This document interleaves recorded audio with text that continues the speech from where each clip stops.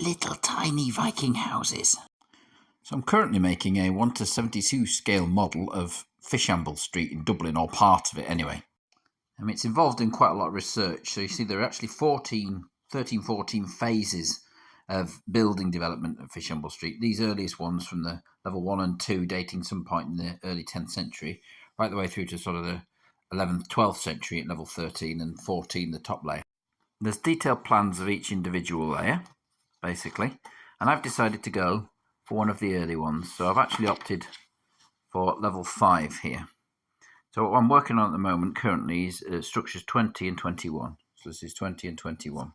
The excavated area is actually just at the edge here. So what you can see from the plan here is that basically we have a wattle outer wall. Again, the excavation area is here, so I've made that to scale at 1:72. I've reconstructed this end here with the usual sorts of proportions, and it's got these smaller internal wattle partitions that are probably for low benches or beds.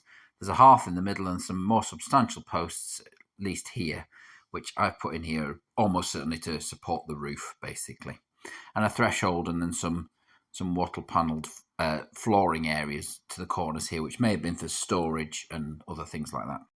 There's an accompanying book with some text that sort of describes that in detail, although the plan does most of it, but also adds some supplementary detail that this might have been a workshop and dwelling of an amber jeweller, which would be quite interesting.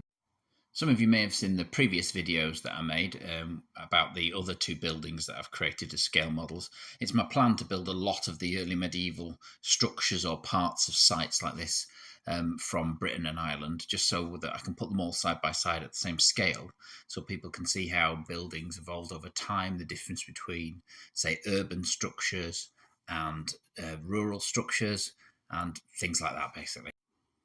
Currently I'm spending forever building up these walls. I've used fluorescent wire here as the uprights, and I'm just using some thread to literally weave between them. So this is taking several hours to build each of these walls. So I imagine once I've got these two main buildings here, and then I've got another one that needs to go in place here. So there'll be 3 large buildings here, and then there are 4 smaller structures in the back plots of some of these. I'll have to get all this bit done first, build the ground surface up, and then start to look at the roof. So here are the archaeological remains. This is FS23, which will actually be one of the smaller buildings in the back plots. Has an unusual L-shaped kind of raised area here. And here's some of the models that have been built by other people previously at much larger scales.